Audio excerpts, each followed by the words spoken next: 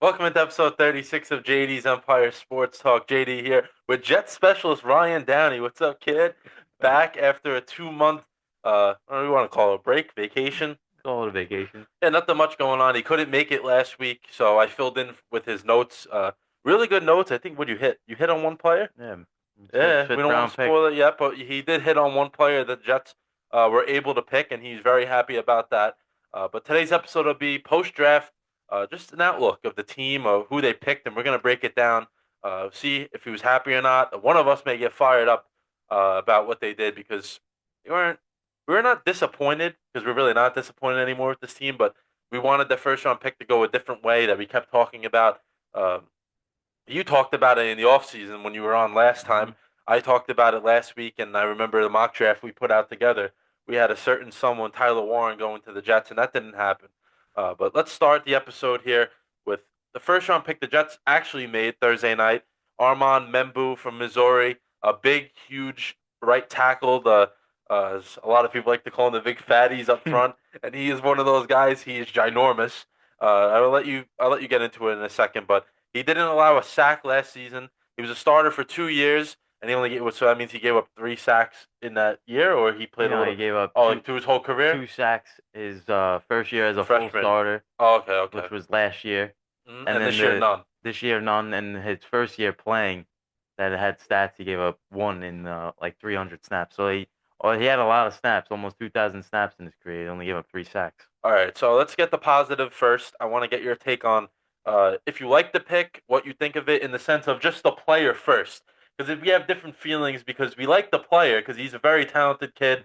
hmm He's also a right tackle, and that's exactly what the Jets. They did need a right tackle, so he's going to slot right in. But I think they had a little more that they could have went and been more aggressive for, and they didn't do that. They kind of settled for the safe pick, I would say. So take me through the player first, and then I want to ask you another question before you jump in on the entire situation around the seventh pick. Yeah, so I think the player overall is really good. He's definitely what the Jets needed. Like you said, right tackle. There'll be no switching around on the offensive line. You can't do that He's going either. to right tackle, and he's the right tackle. He's not moving from the left side to the right side. He's not moving from guard to tackle like They made that mistake. we've seen with Elijah Vera Yep. Tucker, who then later got hurt because Yep. of the switch. Becton. Becton made the switch, and he got hurt. So they're not going to make that mistake again, Which is good. which is very good because we don't want another injury on the Yeah. offensive line. Overall, I think he'll fit well with the team. Another one of these guys that fit with the system that Glenn wants to run. He'll dominate in the run game, but he'll also dominate in the pass game when Fields drops back. Perfect. That was my next question. You led me through it, led me into it very easily right there. Was that it seems like the theme of Aaron Glenn so far? I know he's yet to coach a game, but he wants to be that hard-nosed, tough guy type of thing, and I think it's going to translate on the field. I mean, that doesn't always necessarily mean that you're going to win games because we saw what when he was with Dan Campbell. We saw that in the beginning of that they didn't win many games, but they did play extremely hard. But now look at what they're at. So I think that as Jeff fans, I know every year we hate to say, oh, maybe next year, maybe next year. We gotta wait. But maybe if they come this year, they play hard and they don't win as many games, but it looks like they're showing life. That could change the narrative. And I think someone like Membu, now you have 5 offensive linemen. I can't remember the last time we can both sit here and say that we knew who the starting offensive linemen were in April, right? Yeah, I that's don't even remember the last time that was even something I possible. don't remember. Yeah. Yeah, I remember the last, at least since COVID or before, every year they go into training camp. They don't know who the starters are. Then the starters the guys who become the starters don't have enough time to gel together. Now you're going into mini camp and you know exactly the Mhm. 5 guys you want to go to. Um, if I'm not mistaken, it's 4 first rounders, right? Three, three, Three because first rounders, Pittman's a a second second rounder rounder, and and then John Simpson. a free agent that they really heavily try to sign last year. Right. So it's four. What my point was, 4 guys that were hmm taken in the top what 50 picks, Yeah, top pretty 50 much. pick. So those are the guys you invested in. They have to be good at this hmm point. But we know Titman has been pretty solid his 2 years as the Jet. Vera Tucker, he's been good. Injuries a little bit, but last year he was pretty solid. Membu, I think he has the least pressure on him. I know it's a little hard to say because he was the first round pick of this year's Yeah. draft, but I think he has the least pressure on him just because he's got Vera Tucker next to him. I don't want to say right tackle's the easiest to play out of all the positions, but it kind of It's is. one of the easier spots to play on the offensive line, Yeah, especially with a righty quarterback. he's looking right at you, so like he knows if the guy's gonna be in his face or not. Yeah, and then John Simpson, pretty solid at left Mhm. guard, and then Olu Fashanu, he got injured, we know that, but he was very good before the injury. And I think the one thing that the Jets have to keep in mind, and this is where I kind of don't want to get negative, but we kind of have to think about it.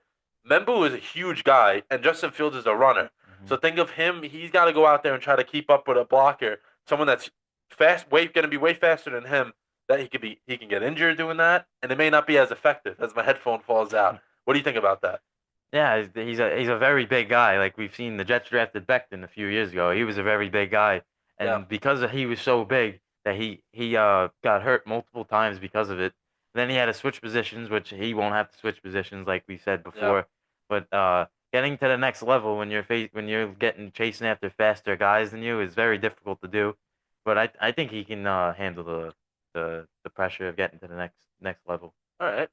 Let's move on to the next pick, which is Mason Taylor in the second round, tight end from LSU. If the name sounds familiar, his father was a longtime Dolphin, I'm pretty sure, Jason Taylor, and he played for the Jets at the back end of his career. He was also on the last Jets playoff team, so maybe the name will bring some magic to the squad. But he played really, really well.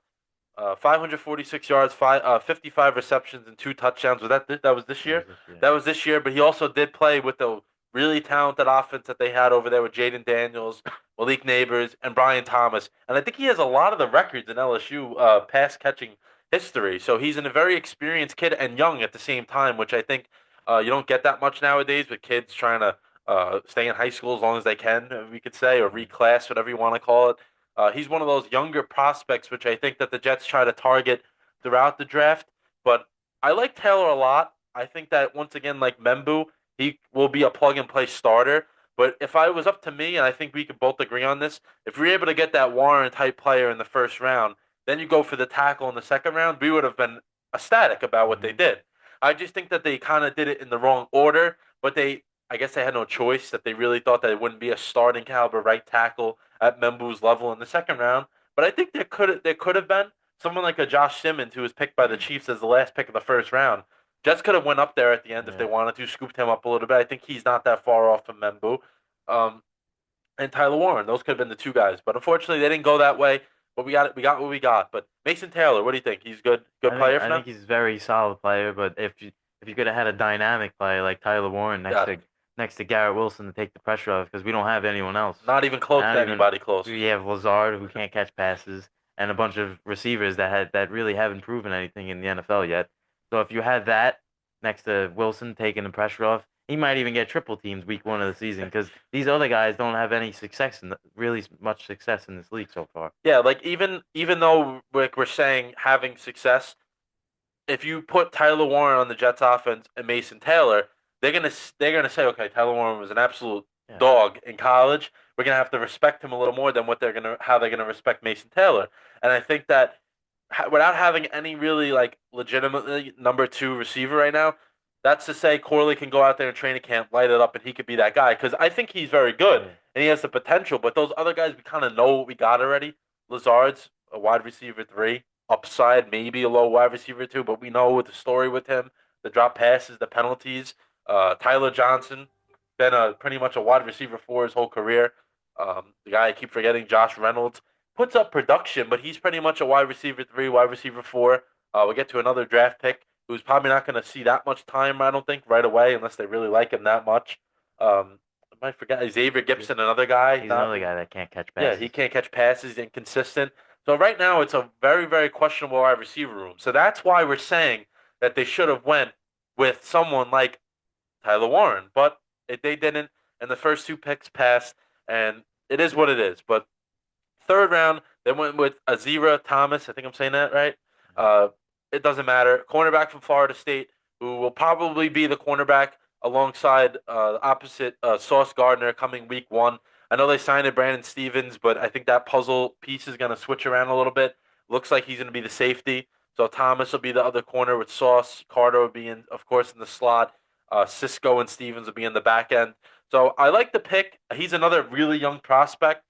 He played pretty well. I know his pro comp was Jalen Ramsey, and that's tough to live up to. But if we can get anything like that, we will we will be very grateful. And he kind of has that look of DJ Reed as well. Smaller guy, plays very physical, close to the line of scrimmage, will want to mess you up if he can. And I think that's what Glenn saw, a Glenn type of player.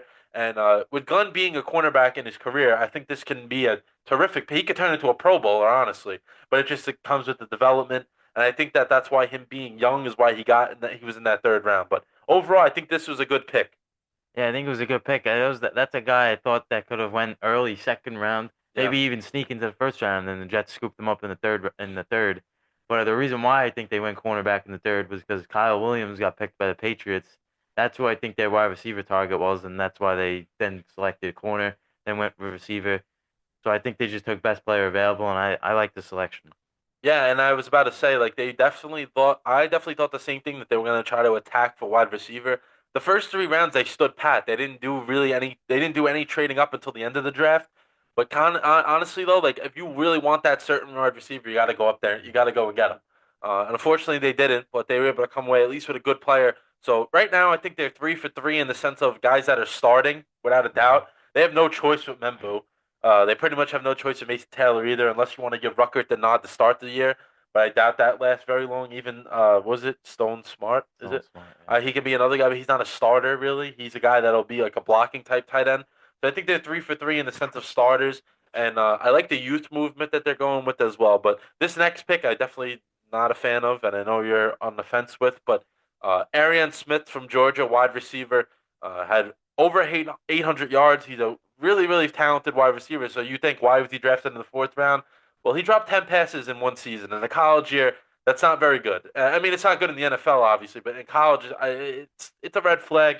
I know a lot of people are mocking him in like the sixth or seventh round, and he got drafted by the Jets in the fourth round. I think that was a major reach, and maybe they're trying to see that they can get their Jameson Williams type. I know it's gonna be the Lions type of offense, but I am not a fan of this pick at all, man. No, yeah, there's at first I wasn't really a fan, but then I looked into the numbers. He had over 800 yards with Carson Beck at quarterback. He can blow the top off any defense out there. Yeah. You can't teach speed. You can teach how to catch the ball. So if you have a guy that can blow the roof off any field out there and get over the top, beat a corner, beat a safety, I think that's very good. But then also with the 10 drops, that's a problem. So hopefully, once he gets to training camp, that Glenn has him on the machines catching 500 balls a day. Yeah, because honestly, if he didn't have the drops, he would have been He second would have round been pick. up there, yeah. Yeah, and the highlight I remember right away, I was trying to figure out. I was like, oh, where do I know this guy from? I remember, yeah, he dropped a big pass against Notre Dame, wide open, and we benefited from it because we're, of course, Notre Dame fans. But that was a crucial drop, and now I remember. Okay, this guy does drop a lot of passes, but hopefully they saw something in him. They saw the upside in the kid to pick him. So I mean, right now, as Jeff fans, we can be grumpy about everything because what we had to deal with. But we have to once again. I know you reel me back in every Yeah. once in a while, saying the guys haven't coached the game yet. They haven't gotten through a full season yet as like a making transactions. So we got to just, I guess, give them the benefit of the doubt for now. But I know one thing, if this season doesn't start out great, it's going to be not fun for them. So we'll see what happens. But another pick in the fourth round. Honestly, this might be my favorite pick that the Jets made. I think we're really in agreement with this because he's an absolute dog of a player. Malachi Moore, safety from Alabama. I'm going to let you give your little spiel on this, but the one thing I have to say is he was a freshman starter for Alabama with Nick Saban as the coach. I think that tells you everything you need to know about the type of leader he can be. Just his overall talent, speed, all that stuff. And one thing I know is he will flip out on a teammate and he'll flip out on anybody that comes in his way. He has that type of motor, and I think that's something that Jeff fans should be very excited about. And I don't think he has that much pressure on him to start because of Stevens being here. And I think they'll try the Stevens experiment first at safety. And if that doesn't work, because he's done it before, if that doesn't work, Moore's going right in. And I don't even think that. I think Moore has a chance of getting playing time, of course, but starting, not necessarily yet. But he can do a lot of different things that someone else that he reminds you of. Yeah. His comp was Brian Branch, who was drafted by the Detroit Detroit, Lions yep. with Aaron Glenn. He turned 3 years into his career. He turned into one of the best safeties in the league. He can play any position on the field. He can cover your best receiver. He can cover a tight end. He can play deep. He can blitz the quarterback. That's what Moore can do. That's what Moore did at Alabama. And what I like was that Moore took Branch's spot when he got drafted. But as of right now, I think Moore could be a very really good safety number three, and he definitely should be a future starter in the NFL. Yeah, and you had him in the mock I draft. That did. was a That was my perfect. pick. Yeah, we were both very excited about that, and yeah, the year one will be definitely a little more development in the sense of like learning the game, but he will play without a doubt. He'll be in there. He'll have some kind of role. You can tell he's a hard worker. He's a very like he's a locker room guy you want. I think with Glenn trying to build a new go in a different direction, he's the type of guy. As a rookie, I think he'll earn his respect right away. Next pick, fifth rounder, Francisco Muago or Muaga, whatever his name is. Honestly, I don't like this pick at all. From Miami, we don't know much about him that like so we can't say it's awful, but he had a ton of tackles, 96 tackles, 11 tackles for loss, 2 sacks. Really good, just good run defender. But I think that this is kind of a waste in the fifth round when you have linebackers that are locked up pretty much, with contracts. I didn't really understand this one honestly. I said to you the minute they drafted him, I guess there goes Zaire Barnes, who was drafted a few years And ago he's by put in a different regime, he was so drafted by Sala a few years ago. He didn't really play that much. He was like a more of a special teamer, a backup to the three linebackers they had, and two linebackers that are going to be the starter, Quincy and Sherwood. Hopefully, he can learn something from them. But what I saw, he had 96 tackles. He was like the leader of that defense in Miami. Their defense wasn't very good down there. no. That's why Cam Ward had to Cam throw Ward for all those Cam yards. Ward had to throw for all those yards. But he had 11 tackles for loss. He's a really good run defender, and he had 2 sacks to go along with that. But other than that, I don't really know who this guy is. And to be honest, I wouldn't have drafted a guy from Miami after seeing them play a bunch of times in the over the season. Yeah, the defense was completely awful. And guess what? This next fifth round pick, they picked Tyler Barron from Miami. I'm sure they traded up for him, right? I think they did. Yeah, they Yeah, traded up for him as well. And when they broke down the highlights on NFL Network and ESPN, and I did a little reading about him. Did have 10 sacks. Uh, he has no skill in the run defense department, so that is not good.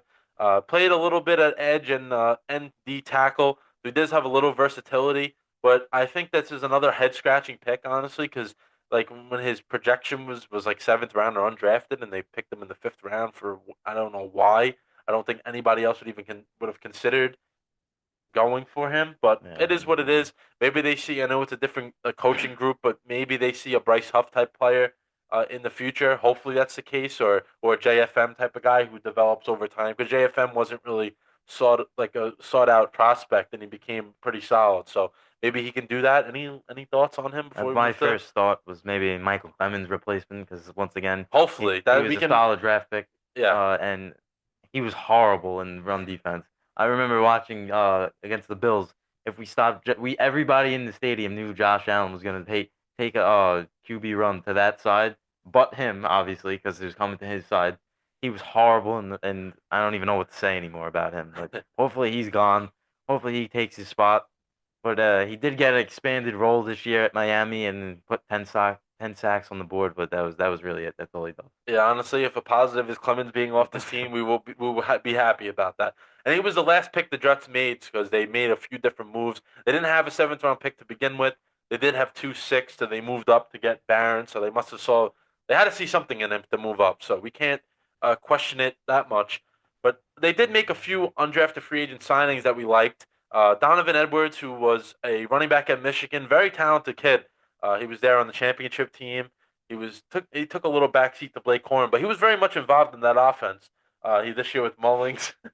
I know we're laughing, but like Donovan Edwards, I know why you're laughing because he wasn't on the because of the cover of NCAA.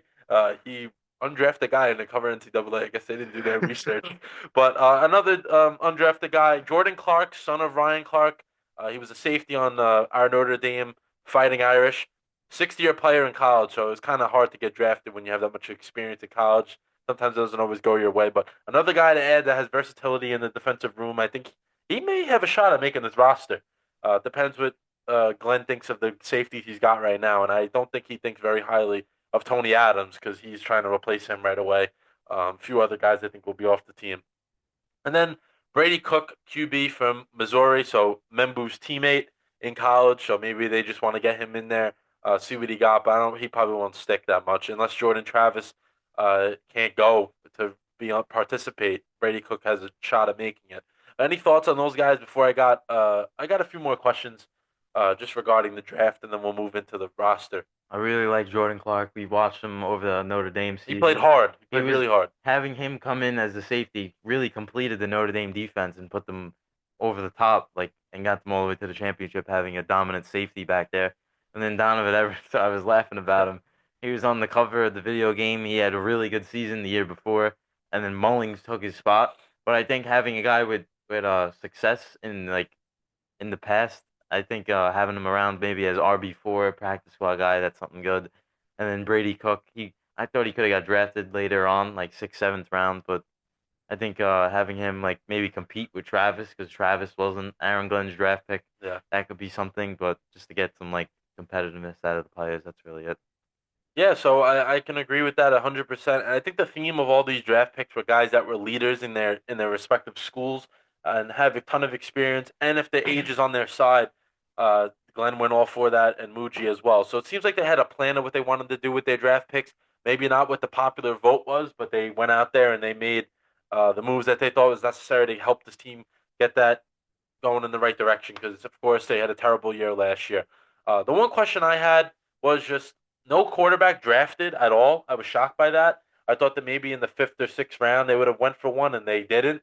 Do you think that there was any guy? I know you had a guy that you thought they should have picked, but is there anyone else that maybe, or just in general, just taking a quarterback, especially when Shador Sanders, which is we're not going to get into that today, because of course this is just a Jets show, but the fact that he wasn't drafted to the fifth round is absurd and I think disrespectful to just him in general because he's a really talented kid. He just situation around him is not the best. But especially when he got to the fifth round at that point, like why not, right? Yeah, Like why not? I kept saying to you before every time You were saying it from the third or second every time round. the draft started, I was like, if Shador's there in the second round, would you take him? If Shador's there in the third, fourth, fifth, would you take him? He was there every time. Yeah, I would have took him over the Smith guy from Georgia, and having him as one of your backup quarterbacks, maybe that could light up a fire under Justin Fields. Maybe Justin Fields turns out to be a great quarterback that we need. If not, then you have Shador. If Fields becomes good, then you trade Shador. One of those. I really would have liked him on the team. I think he wouldn't have had his attitude because of Glenn the way he is, the way he's trying to be, I guess. trying. Yeah, I don't know. But still on that last. the one thing I didn't like that happened to Shador was former Jets coach Jeff Ulbrich. His son prank I've got the number, prank called him during the draft. Well, I didn't like that because Jeff Ulbrich was a clown of a head coach. I don't think he should ever get a job again. No, he should be And fired. Honestly, he should be he should be fired. fired. He should be fired for His son did. what his son did. He claimed that he had saw the open iPad, took the number. I don't believe The that. famous, good old famous I story. think Ulbrich should be fired and certainly never become a head coach in the league ever again. Yeah, I mean, and this is just like the theme of like the people the Jets have hired. Honestly, like your son's getting in your iPad and just ain't calling draft prospects, and the kid plays. He plays college football. I know it's not at the highest level, but he plays. You're making a fool out of yourself.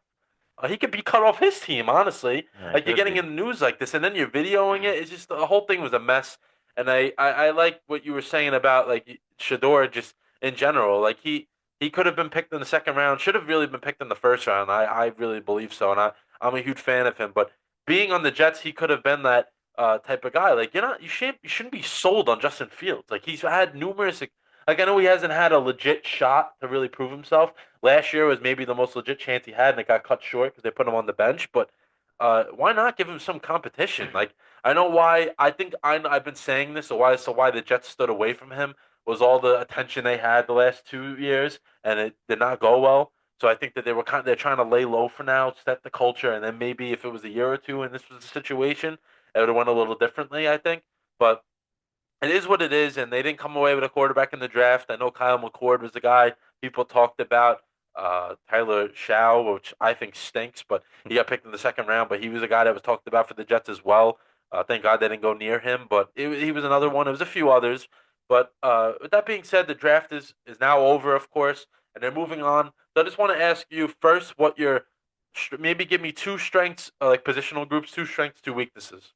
For weakness, I'm gonna go with wide receiver and tight end because that's outside Garrett Wilson. Like I said before, you don't really know what's gonna go on in the receiving room, in the tight end room.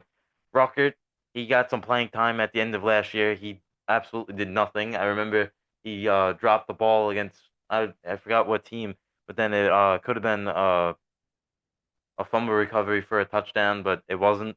But you can't have drops like that when you're trying to win football games late into the season, Yeah. trying to make a playoff push. I know they weren't last year, but can't have that going forward. And then Stone Smart, you don't really know what he's going to be. He never had a starting job. He just filled in at the end of last year. So and Mason Taylor, a rookie, you don't know. And then outside of Garrett Wilson, is just Lazard drops, Smith speed but drops. Reynolds nothing more than a wide receiver three. Johnson nothing more than a wide receiver four. Outside that, you got nothing really going. And then strength, I think offensive line. Membu really finished the starting offensive line, and you have some backups. Okorafor from Pittsburgh, Hmm. he has a lot of experience starting. Josh Myers played with Justin Fields, has a lot of experience starting with the Packers. Those should be good backups. Even Carter, Warren, and Mitchell, they had a lot of playing time. So I guess if they have to go in, they should be fine backups. And then another spot is, I guess, the defensive backs. So you got Sauce, obviously, you got Carter, two established all pro players, and then Stevens, Cisco, they should be good back there. Moore is a good third safety, I said before. And then Tony Adams and having Thomas as coming in. I think those are the best two groups on the team. Yeah, the depth, which is a good thing, which they didn't have really the last few years. So they're building depth and they're trying to go in the right direction. We'll see what happens. But what's next? Like I know now they're kind of it's a little bit of a lull period, but rookie mini camp is first usually, right? And then mini camp and all that good stuff, and then training camp, of course, and then the preseason. So anything you're looking for, maybe in rookie camp or just wait until the season starts? Anything you want to add in there? I I want to see the rookies really stand out, the guys that need to. And then other than that, I think they can go back into free agency. There's some guys laying around, or another receiver, a veteran pass rusher to really Solidify it. Yeah, maybe solidify just that like group. maybe just a rotational guy, just Just to a rate have. doesn't have to be a big name. Yeah. There's probably not big names out there anymore. Just to finish off the defense, anyone. And other than that, I just can't wait for the season. Hopefully, they bring something good for us this year. Yeah, I mean, hopefully, maybe the years we don't expect anything, they come out and do something for us. But maybe a playoff team, maybe we'll see. Maybe, maybe But right not. now, no, I would say, but we'll see what happens. But for now, the Jets talk will die down for a little bit unless something major happens. But usually, this part of the NFL season, they kind of chill out for a little bit. But Ryan will definitely step in. For we got to have him on for Knicks playoff talk at the end of the week. That is huge. The Knicks are up 3-1 right now, looking to close out the series. That's big against Detroit. Send those big mouths home, hopefully. And then Mets talk. I'll be back later in the week for Mets and St. John's a little bit. We'll talk Mets and St. John just because St. John's is bringing in a massive amount of transfers. It's insane what they've done. I think they brought in six or seven now. And then next week, I'm trying to schedule a day with CT. He'll be back to talk about just recap the first month of the year of for both the Mets and the Yankees. Both teams playing pretty good baseball right now, we can say. So New York's doing well for themselves as we have a few more weeks until they match up on the middle of May, I'm pretty sure, for a weekend series, which will be huge. I know Soto's going to get booed every game, every at bat, every inning, pretty much. So we'll see what happens with that. But episode 36 is over. I just want to encourage everyone to go out there, follow the TikTok, Instagram, YouTube. The reels will be going up nonstop. It may be a big or addition or two to the show. We're not going to spoil that, but it could be happening, and a show will be a little bit more different. Hopefully, that's the case. We'll see what happens. May have some maneuvering, but we're going to keep powering through all through the summer. Maybe we'll try to introduce a few different things, but I'll be back in a few days. But for now, for Ryan, Jet Specialist Ryan, who will become Met Specialist as well, JD, show's over. JD out.